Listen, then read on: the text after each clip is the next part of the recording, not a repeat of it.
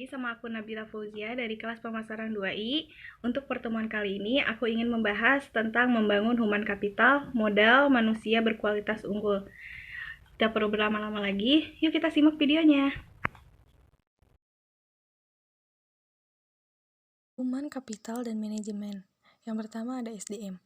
Manusia membuktikan bahwa mampu menciptakan jauh lebih banyak informasi yang diserap oleh manusia itu sendiri dan dapat mempercepat dari manusia yang mengikutinya. Manusia seperti ini adalah manusia yang memiliki keterampilan, kompetensi, dan pengetahuan yang diperolehnya melalui pengalaman belajar. Yang kedua ada SDM unggul, yaitu penekanan pada nilai ini membantu manusia untuk lebih kreatif, produktif, dan mampu menyelesaikan masalah yang dihadapi dan bekerja keras dengan komitmen dan dedikasi tinggi didukung dengan integritas tinggi.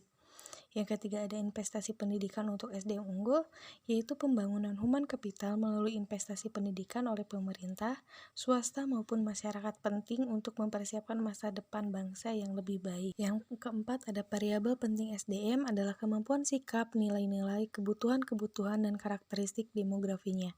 Variabel tersebut menurut Gomez 2003 halaman 26 dipengaruhi oleh lingkungan seperti norma dan nilai-nilai masyarakat, tingkat pendidikan, dan peluang yang tersedia. Kelima, ada pentingnya manajemen SDM. Sifat SDM selalu berkembang dinamis, baik jumlah maupun mutunya.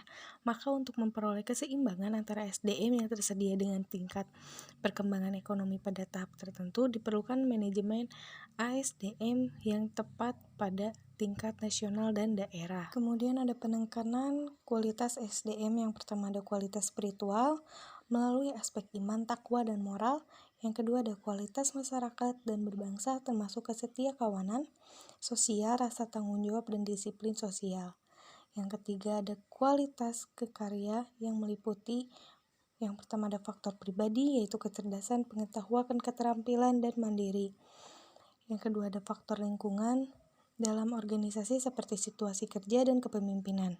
Dan yang terakhir ada faktor luar organisasi seperti memahami nilai-nilai sosial dan ekonomi. Yang terakhir ada kebutuhan SDM di Indonesia.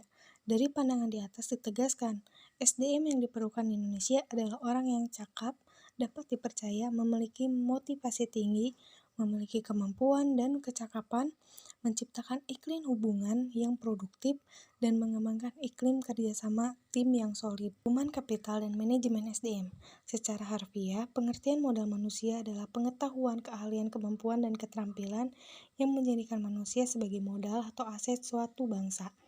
Human Capital Management oleh Gaspares 2012 dikenal juga sebagai manajemen talenta, yaitu suatu SDM yang terkait dengan proses pengembangan SDM dan memperkuat kedudukannya dalam suatu lembaga, memelihara dan mengembangkan SDM dan menarik sebanyak mungkin SDM yang memiliki kompetensi, komitmen, dan karakter agar organisasi menjadi lebih berkualitas.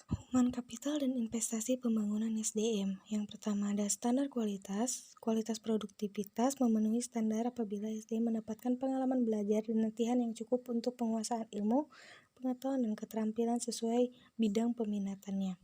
Yang kedua ada investasi SDM. Investasi SDM dalam bentuk menyediakan fasilitas pendidikan, menyediakan tenaga pendidik, dan kependidikan yang berkualitas akan menjamin SDM yang unggul, andal, dan berkarakter. Kemudian ada penempatan SDM. Orang yang berprestasi dan bereputasi akan memberikan jaminan bahwa pembangunan human capital dalam organisasi pendidikan dapat memenuhi target SDM yang diharapkan.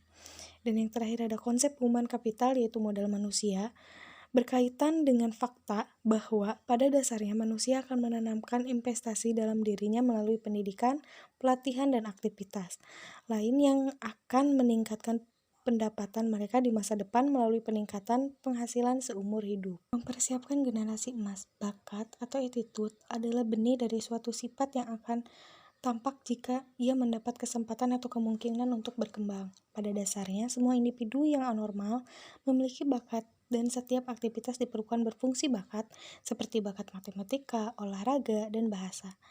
Dan lainnya tergantung pada budaya di mana individu itu hidup. Khusus bagi generasi yang berbakat dan bertalenta perlu disediakan strategi dan fasilitas yang dapat memaksimalkan bakat dan talenta mereka agar benar-benar menjadi generasi emas yang bermanfaat bagi pemerintah, dan masyarakat luas guna meningkatkan kualitas kesejahteraan dan kualitas peradaban.